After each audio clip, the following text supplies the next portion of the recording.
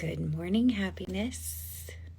It's almost afternoon here on the East Coast, but I think it is morning in many places. Depends on where you're tuning in the world. I am super excited for today. I have a guest that I met a couple weeks ago when I was interviewing Larkin from Common Ground Society. And this person reached out to me and I think has some wonderful observations and things in her own personal experience as an adult, a disabled adult, to offer us as parents of children with disabilities. And today we're going to talk a little bit about advocating for the little things. So if you're tuning in and you're thinking about down the road and the types of things that you're going to have to advocate for in IEPs or in integrated classrooms, Anna's going to kind of talk to us about some of that. So hello. Hello, how are you? I'm doing so well. How are you, Anna? Good. I'm so glad we could make this happen. Thank Me you for your too. Yeah, I'm so excited. This is a passionate topic of mine. Go ahead. No, I was just gonna say I can tell that. Why do you feel so passionate about it? Because as you mentioned in the intro, I graduated from high school, and while I was in high school, they really pushed me to be in the innovative classroom, but they didn't really realize that I didn't have a mental disability, and also they didn't realize that their classes that they were calling intubated were not really that intubated. So it bothered me because I was like, these people, regardless if you have cerebral palsy or Down syndrome or autism, they didn't really realize that those people can do more than what people think they can. They would do the same thing over and over and over again every single day. And I would be like, really?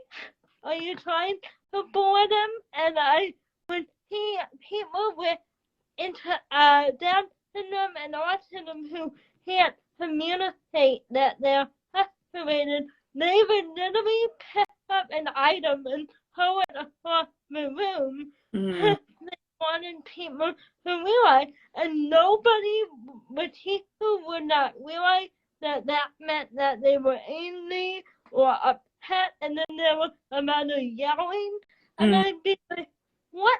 I'd be like, why aren't you doing something? Because people are mad. And for people like me who would know those people were mad, I would be like, man, I really want to tell them, but I can't tell them. That's why I started my YouTube channel, because I was like, I can't tell just in my mind that they are not doing something right, but I really need to, because my friends who have Down syndrome, autism, and disability who can't see for themselves necessarily, so I need to speak on behalf of them. I love that. I love that. And you have taken on so much and you're doing it so beautifully, Anna. I was looking through all of your platforms and you're just doing such a wonderful job. But one of the things that I heard you say just now, and I've heard that I was speaking to a mom of a preteen with Down syndrome who's been working in the entertainment industry, and she was explaining that her daughter with Down syndrome was getting very frustrated that the people who were working with her were treating her like she was maybe 4 or 5 as opposed to an almost 13-year-old. She was getting angry, like you were saying. She was getting angry and frustrated, and the mom sort of had to kind of like help navigate, like, you don't have to talk to her like that, you know. She's understanding you. It's that balance, I think, of like, you know, sort of, I love how you said one of the points that we're going to talk about is you said really sticking to your gut and and identifying what your child likes. So right, talk about one of the things you said, recommendations you said for parents, because there are so many parents here of children with Down syndrome, is identify what your child's passions are. right, right. But I had a friend who was in an art class that was innovative, and he did not want to do any of that art. But he would always redo our art project, and it was really bad. So he do a 2000 piece puzzle while he was in art class, and that was one of his passions. And before they started doing that, he'd pick up the table and throw it across the room, Wow. and completely disrupt everybody else who was trying to work. So they finally said, we need another activity that he asked me by doing in here. And I was like, yeah, you finally noticed that after months of not noticing that. So important. So they finally identified what he would enjoy and would help prevent these sort of outbreaks or frustrations from Right, building. Right? right.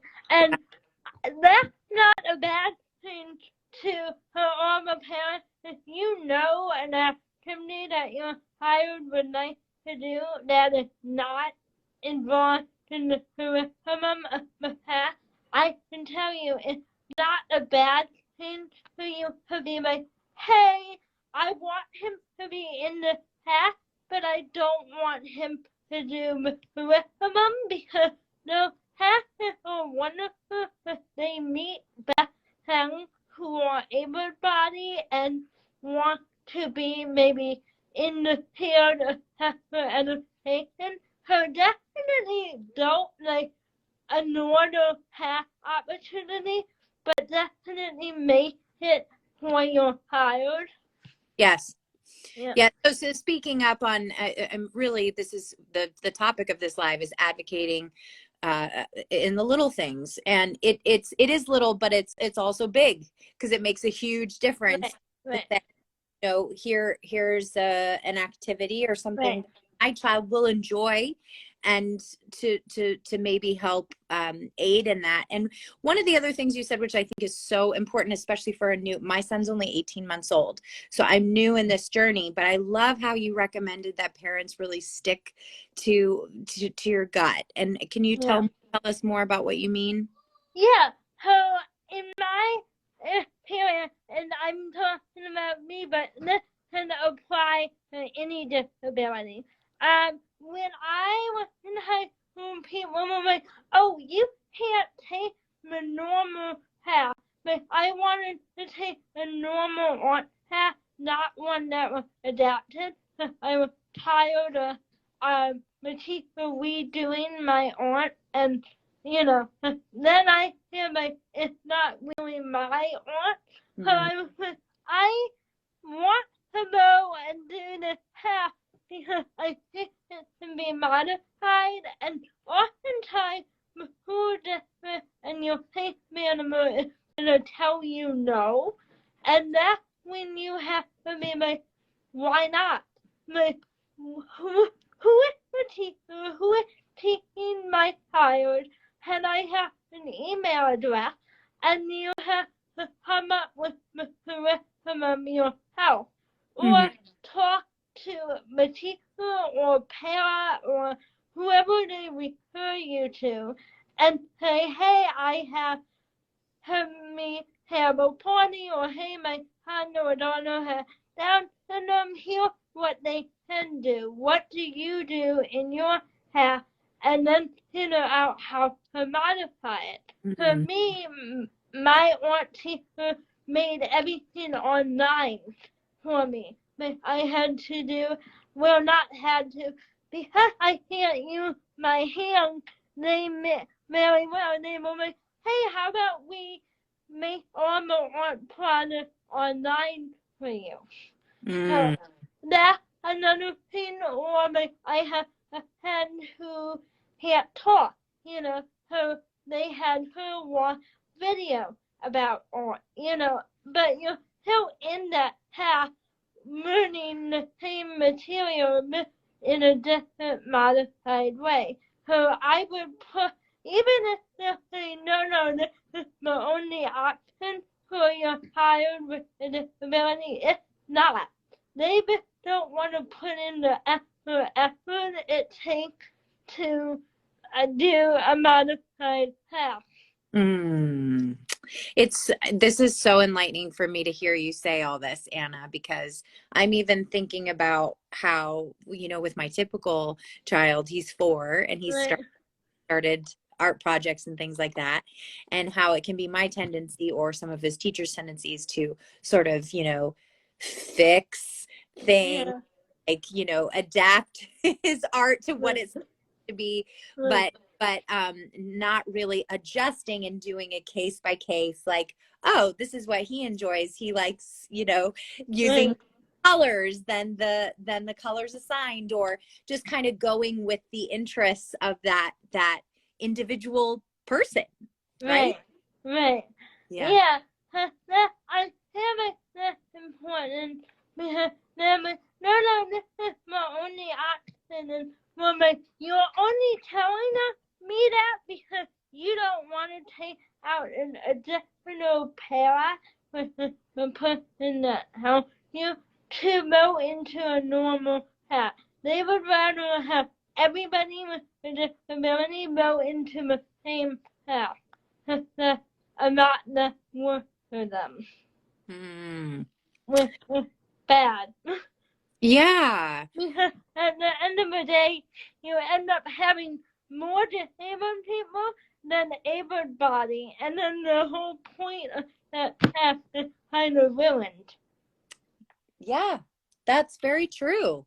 Yeah, when we're talking about integration, and these are things that we're going to have to, parents like me are going to have to think about at some point, what that really looks like and what to advocate for, as a parent. Do you have a recommendation in terms of, when we start to go down this path of our children, going to school and being integrated with typical children? Do you have a recommendation of how we can speak up, we as parents can speak up from the get-go, in terms of what our child needs? Yeah, I would say, like, if you're going in, be like, hey, tell them what you're hired to do, and tell them what you're looking for in terms of an innovative classroom. If that disabled and non-disabled, like, instead of one-to-one partnership, like, we will pair up with an able body, and they'd help us do whatever the activity was. I'm not a huge fan of that myself, but for some parents that might have been looking for, or when you rather modify an everyday task curriculum that wasn't directly built for disabled people. Would you rather modify another task on your own? Mm-hmm. With Yeah. an easier route to take, I think. Well, I think it takes some confidence. I love hearing your perspective, because I'm speaking from a perspective of, I already feel this sort of pressure of, like, I don't know, I'm learning as I go, and Right. what's right for my kid, I have no idea, and I'm gonna sort of learn as I go, and I think that that's okay, right? To Yeah. speak up, learn more about our child. Yeah. Definitely try all the SSD options that they have, but don't limit yourself to that. Try it. I tried all the adaptive classes for 1 year, and then I learned that I didn't like them. So then I went on the road, like, I need teacher number, I need adaptation, I need this, and I need that. And I went down that road. But definitely try out all the adaptive options, because it works for some. It works for some people, but not everybody. Yeah. And I think that's an important point. It's not a one size fits all. It's you have to try what is best for your family and your child. And I think that's something that is hard and uncomfortable for parents like me who want to have this like set plan, but Right. sometimes you have to adapt as you go. Right. And Yeah. I had to learn that too because the way they were talking about me, oh, they're going to be wonderful. And then I got in there and I was like, not wonderful. Nope. Wrong. It was not the fit for you. And Yep. you saw that once you got there. Yep. Yeah. Yep. And then I had a battle them. They're like, why? And I'm like, okay, well, here's why. Yes. Yes, this is just such important information for us. How are some ways, obviously your YouTube channel, Anna, but if parents want to hear more of you of your perspective and your insight on some of these things, what would be the best way to sort of follow along with? My YouTube channel, and I'll type that in the chat for people looking for it. I'll do that now. But my YouTube channel and Instagram, if you're more looking for a video about topics more in depth, definitely my YouTube channel. But if you want more a daily living type of situation, my Instagram.